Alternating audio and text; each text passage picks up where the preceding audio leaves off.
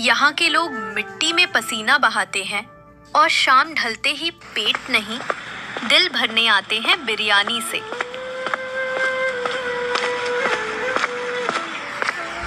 गांव में बिरयानी की खुशबू हवा में ऐसे उड़ती है जैसे कोई पुरानी याद।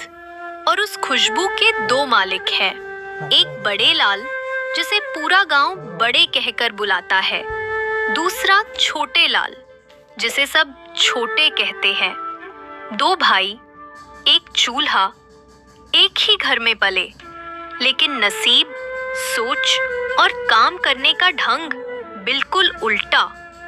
बड़े सीधा, ईमानदार, मेहनत का दीवाना। उसके चूल्हे पर बनती बिरयानी में सिर्फ मसाले नहीं, दिल भी पकता है। और छोटे कंजूस, शॉर्टकट का भूखा, काम से दूर, जलन से भरा। उसे लगता है कि बड़े की दुकान की भीड़ उसकी बर्बादी की वजह है। इस गांव में दो ही ढाबे हैं, बड़ा कोलकाता बिरयानी वाला और छोटा देसी बिरयानी वाला। लेकिन किस्मत ऐसे मजाक करती है कि शाम होते ही बड़े की दुकान पर भीड़ उमड़ पड़ती है और छोटे की दुकान पर चूल्हा भी आधा बुझा हुआ लगता है। यहीं से कहानी शुरू होती है, एक ऐसे मोड़ पर जहां छोटे की जलन धीरे धीरे नफरत में बदलने वाली है और बड़े की मेहनत उसे वहां ले जाने वाली है जहां उसने कभी सपने में भी नहीं देखा था। दिन निकल गया, एक भी आदमी नहीं आया। साला किस्मत भी अजीब चीज है। उधर बड़े की दुकान पर भीड़ ऐसे टूट रही है जैसे मुफ्त में बांट रहा हो, और मैं यहाँ बैठा हवा से बातें कर रहा हूँ। किस दिन बदलेगा मेरा ये हाल? कम से कम एक ग्राहक तो भेज दे आज, नहीं तो चूल्हा भी ठंडा पड़ जाएगा।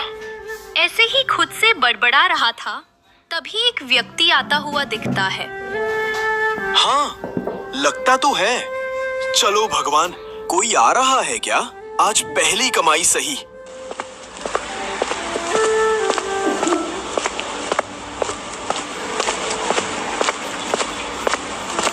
ओ भाई, बिरयानी मिलेगी क्या?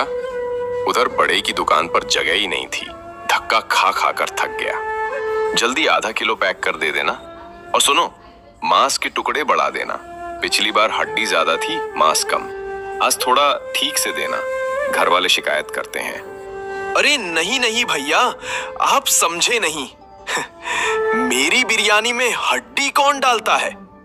मैं तो सबसे बढ़िया मटन रखता हूँ। बस आप जैसे ग्राहक रोज आएं तो असली चीज दिखाऊं। लो बैठो, अभी लगाता हूँ। आज मांस की टेंशन ही मत लेना, एक मुट्ठी ज्यादा डाल दूंगा। आप मेरे आज के पहले ग्राहक हो, खास आदमी हो। अच्छा, ठीक है। वैसे सच बोलूं, मेरे घर में सब बड़े की बिरयानी पसंद करते हैं, लेकिन आज उनकी दुकान पर भीड़ इतनी थी कि खड़े होने की जगह नहीं मिली, इसलिए मजबूरी में यहाँ आना पड़ा। समझे ना? हाँ, मजबूरी। अरे भैया, मजबूरी नहीं, किस्मत है। आज आपने मेरी दुकान का रुख किया है, यही बड़ी बात है। और रही बात बड़े की, अरे भीड़ तो चलती रहती है। आज देखना, मेरी बिरयानी खाकर आपके घर वाले भी बोलेंगे, छोटे की बिरयानी का जवाब नहीं। चलिए देखते हैं, बस मांस बढ़ा देना, बाकी बातों से पेट नहीं भरता। इतनी बात सुन वह ग्राहक को प्लेट लगा देता है। ग्राहक प्लेट को खाता है और पैक बिरयानी को लेता है, लेकिन उसे बड़े के जैसा स्वाद नहीं पाता।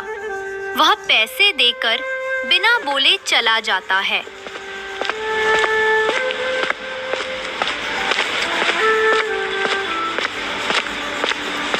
धत तेरे की, ऐसे कैसे चलेगी ये दुकान? पूरा दिन निकाल दिया और जेब में बस खनखनाहट। बड़े लाल की दुकान पर लोग ऐसे चिपकते हैं जैसे वो कोई मुगलई ताजमहल परोस रहा हो। मुझसे क्या गलती हो रही है? काम चोरी करता हूँ? हाँ करता हूँ।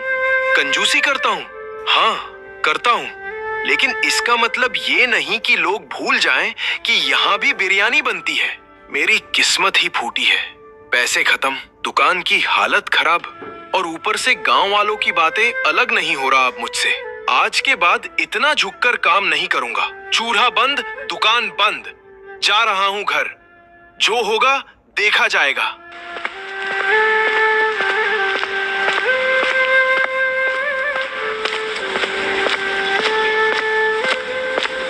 अरे छोटे, आज इतनी जल्दी? और ये चेहरा क्यों लाल हुआ है? क्या हुआ दुकान पर? पैसे मिले ना? सारा दिन खड़े रहते हो, कम से कम थोड़ी कमाई लेकर आते तो चैन मिलता। बताओ क्या हुआ, क्यों चुप हो? चंपा, आज दुकान ही सूनी पड़ी रही। 1-आधा किलो बिरयानी बेचकर क्या मिलेगा? जेब देख लो, 5-10 रुपए पड़े हैं बस। कल का माल खरीदने के भी पैसे नहीं। अब समझ नहीं आ रहा कि दुकान चलाऊं कि बंद कर दूं। तो सुनो छोटे, मैंने आज सलीम से बात की है। कौन सलीम? कसाई वाला? हाँ वही। मैंने उससे साफ साफ कहा कि हमारे पास ज्यादा पैसे नहीं बचे, तो उसने तरीका बताया है। मरे हुए जानवर और मुर्गियों का मांस मिल जाता है बहुत कम पैसे में। कई लोग लेते हैं, छुप छुपा कर काम करते हैं। अगर हम वो मांस ले आएं और बिरयानी सस्ती कर दें तो देखना पूरा गांव लाइन लगाएगा। गांव वाले अमीर नहीं है छोटे, मजदूर हैं, रोज की कमाई खाते हैं। उन्हें स्वाद से ज्यादा दाम चाहिए। बड़े की बिरयानी महंगी है। रुक, मतलब तू कह रही है हम मरे हुए जानवर का मांस बेचे? हाँ तो क्या, सारा गांव क्या मटन एक्सपर्ट है? नहीं, उन्हें सिर्फ पेट भरना होता है और कम दाम में भरना होता है। स्वाद चाहिए तो बड़े के पास जाएं, पैसे बचाने हो तो हमारे पास आएंगे। यही बिजनेस है छोटे। जहाँ भीड़ हो वहाँ नहीं जाना चाहिए, जहाँ खालीपन हो वहाँ सस्ता लगाओ। भीड़ खुद बन जाती है। चंपा, ये गलत है। ये काम पकड़ा गया तो बदनामी होगी, गांव वाले पीटेंगे अलग। और बड़ा, वो तो कहेगा देखो मेरे भाई ने क्या शुरू कर दिया। छोटे, गलत सही बाद में देखेंगे, अभी दुकान बचाने की जरूरत है। जो आदमी पूरे दिन चूल्हे के सामने खड़ा रहा और एक भी ग्राहक ना मिले, वो सिद्धांत से दुकान नहीं चलाता। पहले जेब भरो, फिर ईमानदारी की बात करना। तू बस हाँ कह दे, बाकी मांस मैं ले आऊंगी। सलीम बोल रहा था माल सस्ता मिलेगा, बढ़िया कट भी दे देगा, चाहे मरा हुआ हो या बीमार। लोगों को पता भी नहीं चलेगा। जब बिरयानी में मसाले पड़ते हैं ना, तो फर्क मिट जाता है। अगर सच में भीड़ आ जाए तो शायद मैं भी बड़े के बराबर खड़ा हो जाऊं या उससे आगे निकल जाऊं। बस यही समझ, तू बड़े की ईमानदारी से नहीं जीत सकता, पर उसकी कीमत तोड़कर जरूर जीत सकता है। कल से सस्ती बिरयानी शुरू करते हैं। गांव खुद लाइन लगाएगा हमारे दरवाजे पर। अगली सुबह होते ही चंपा सलीम के पास जाती है।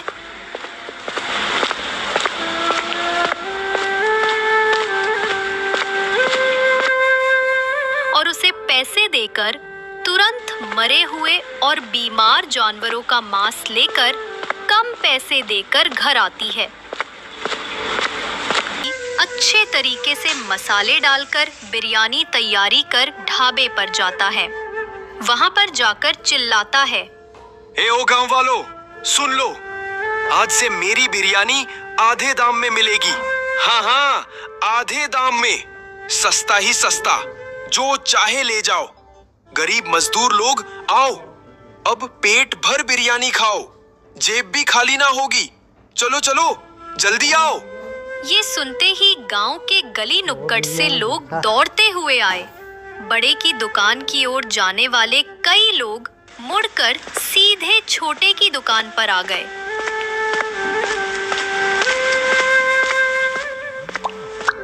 अरे छोटे, ये क्या सुना हमने? बिरयानी आधे दाम में? कहीं मजाक तो नहीं कर रहे हो? इतनी सस्ती कैसे बेच रहे हो भाई? हाँ हाँ, बताओ तो सही। यहाँ तो कल तक लोग नहीं आ रहे थे और आज इतनी सस्ती। राज क्या है छोटे, कुछ तो कारण होगा। अरे भाइयों, मजदूर लोग, गरीब लोग, मैं सबका हाल समझता हूँ। एक एक रुपया कितना कीमती होता है ये मुझे पता है। इसीलिए सोचा क्यों ना मैं भी थोड़ी मदद करूं। स्वाद जैसा भी हो, पेट भर जाए, घर का खर्च बच जाए, बस यही सोचकर दाम आधा कर दिया। मुझे बस एक ही चीज चाहिए, आपके चेहरे पर मुस्कान। बाकी कमाई कमाई है। आज थोड़ी रहेगी तो कल ज्यादा हो जाएगी। अरे वाह छोटे, हमने सोचा भी नहीं था कि कोई हमारे लिए ऐसा सोचेगा। आज पहली बार कोई ढाबे वाला मजदूरों की जेब को समझा है। चलो भाई, आज तो पूरे परिवार के लिए ले जाएंगे। छोटे की जय हो। चलो जल्दी से मेरे लिए 2 प्लेट पका दो। इतने कम दाम में बिरयानी, मजा आ गया। बस बस भाइयों, सब्र करो, सबको मिलेगी, सबको। अभी इतनी बिरयानी बनाई है कि पूरा गांव खा ले। आज छोटे की दुकान पर कोई खाली नहीं जाएगा। देखते ही देखते थोड़ी ही देर में छोटे की सारी बिरयानी बिक जाती है और उधर बड़े के ढाबे पर बहुत कम ग्राहक आते हैं। ये देखकर बड़ा परेशान हो जाता है। वो खुद से बड़बड़ाता है, क्या हो गया है गांव वालों को? अभी कुछ दिन पहले, अरे कल तक तो सब मेरी ही दुकान पर आते थे।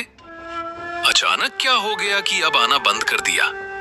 हाँ, बस गिने चुने लोग ही बच गए हैं। बड़ा ऐसे ही दुकान पर खड़ा सोचता रहता है और लगातार उसका नुकसान होता जाता है। और अगले दिन चंपा सलीम की दुकान पर जाती है।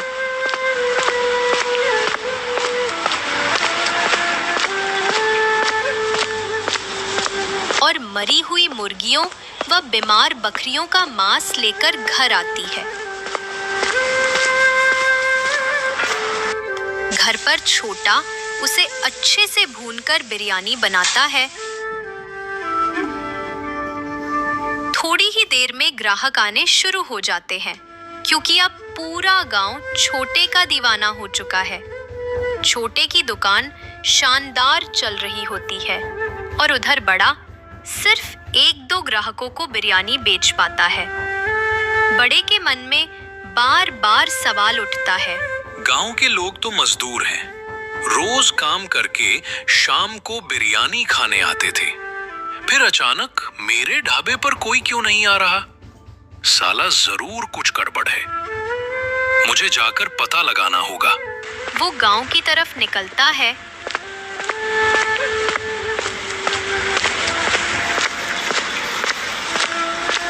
तभी रास्ते में उसे उसका एक पुराना ग्राहक मिल जाता है। भैया जरा एक बात बताओ, तुम लोग अचानक छोटे की दुकान पर ज्यादा क्यों जाने लगे? कल तक तो तुम लोग मेरे यहाँ ही प्लेटें चटकारते थे। आज ऐसा क्या बदल गया? अरे बड़ा भैया, बदला कुछ नहीं, बस वो आधे दाम में बिरयानी दे रहा है। मजदूर लोग हैं, जेब देखकर खाना पड़ता है। स्वाद तुम्हारा ही अच्छा है, पर जेब का हिसाब भी जरूरी है, इसलिए भीड़ उधर है। अच्छा, मतलब बात पैसों की है, स्वाद की नहीं? हाँ भैया, मजबूरी है, वरना हम तो तुम्हारा हाथ चूम लें, पर खर्चा कहता है सस्ता खाओ। ग्राहक चला जाता है।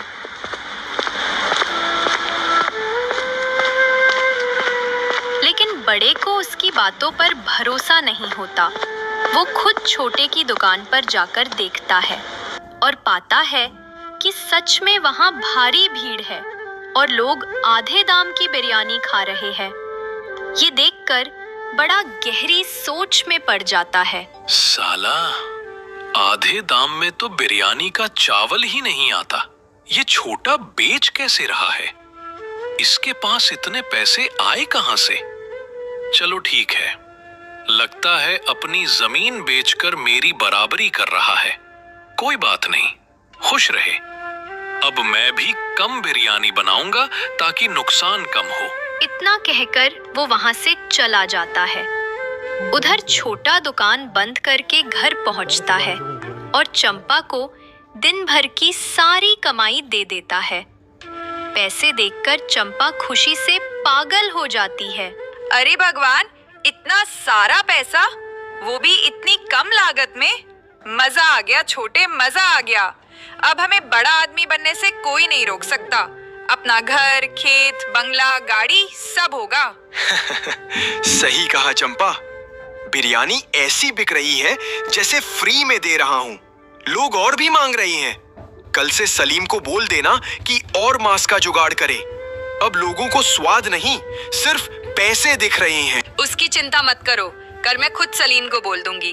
तुम बस ग्राहकों पर ध्यान दो, मीठी मीठी बातें करो और उन्हें सड़ा गला मांस खिलाओ। कम लागत, ज्यादा मुनाफा। बड़ा तो अब रो रहा होगा।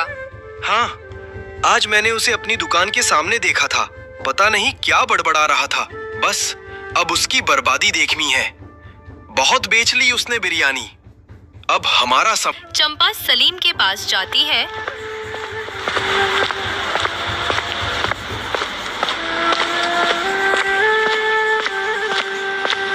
और सलीम से कहती है, सलीम भाई, कल जो मरे हुए मुर्गे और बीमार बकरियों का मांस दिया था ना, सब खत्म हो गया।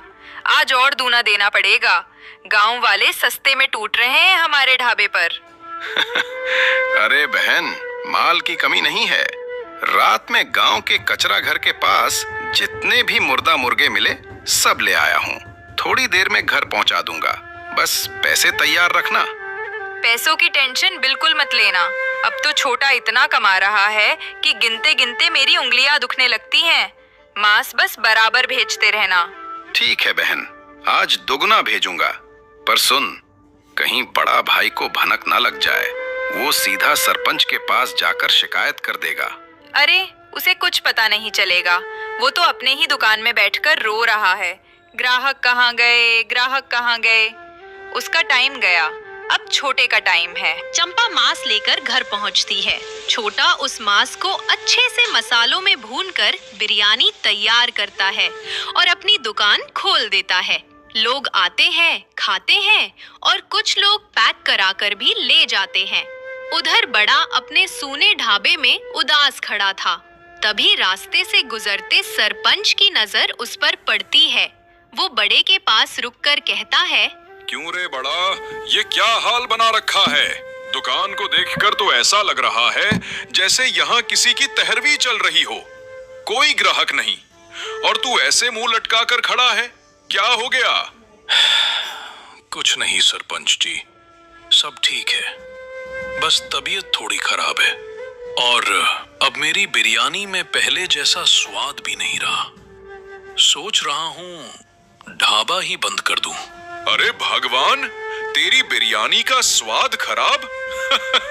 तू तो बिरयानी का बादशाह है, बादशाह। और तू मुझसे झूठ बोले, ये हो ही नहीं सकता।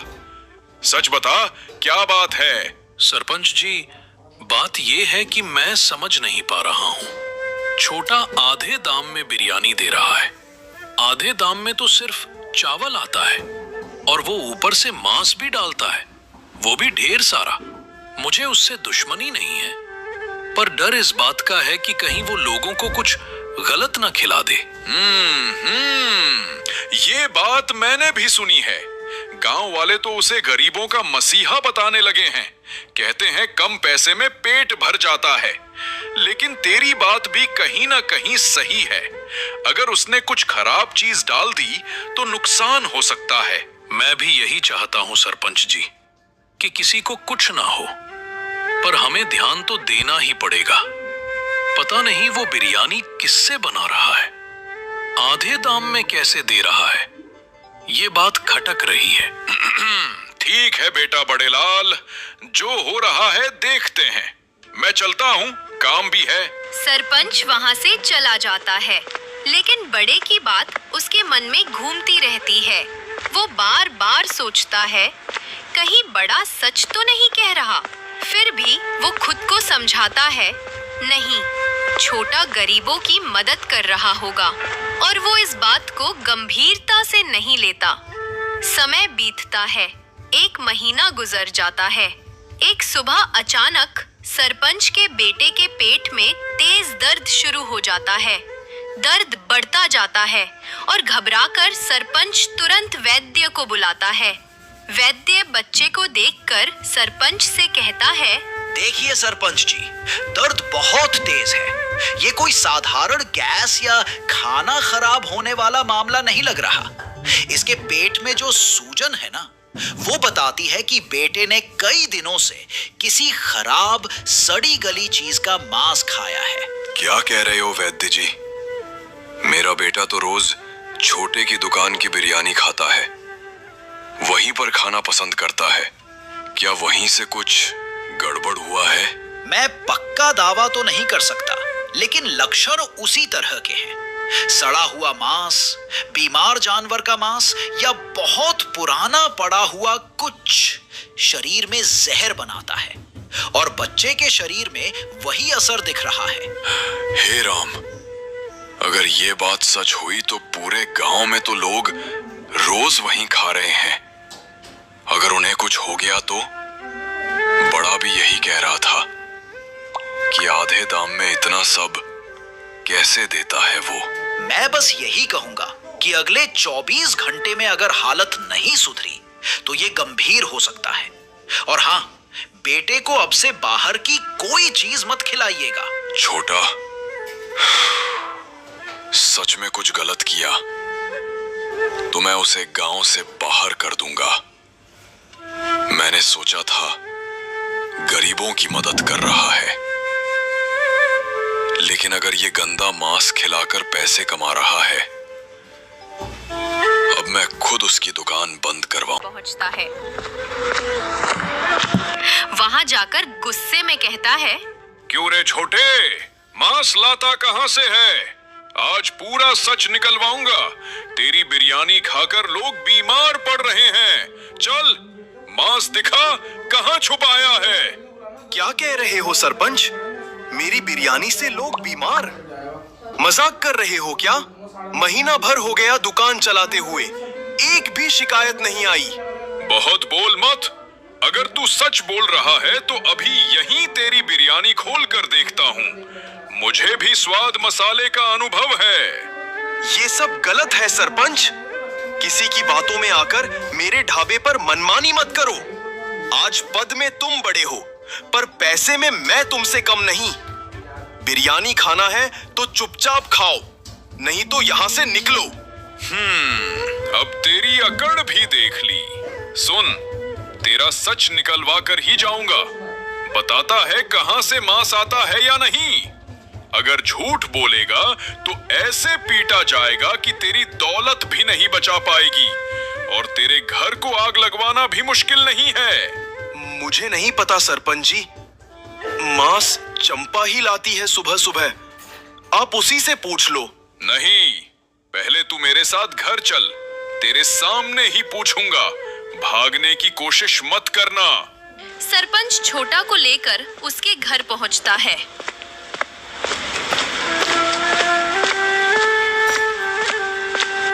क्यों रे चंपा, बहुत पैसे कमा लिए? लोगों को सड़ा गला मांस खिलाती थी। अब बचने का मौका तभी है जब सच बोल दे। बता, मांस कहां से लाती है? सरपंच जी, इसमें डरने वाली क्या बात है? मैं सलीम से ही मांस लेती हूँ। ताजा बकरा मुर्गा कटवाती हूँ अपनी आंखों के सामने। अगर विश्वास नहीं है तो चलिए सलीम से पूछ लीजिए। ठीक है, चलो अभी चलते हैं सलीम की दुकान पर। अब वही सच बताएगा। चंपा बहुत डर रही थी। वो डरते डरते सरपंच के साथ सलीम के पास पहुंचती है।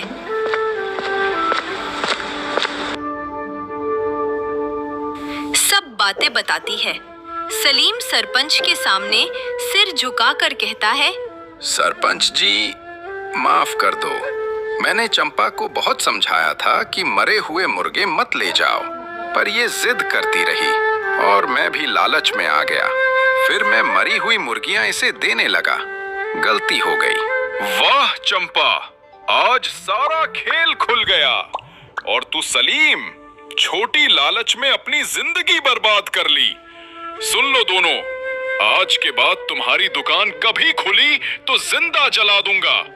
और चंपा छोटे, तुम भी अगर ढाबा खोलने की कोशिश की तो यही हाल होगा।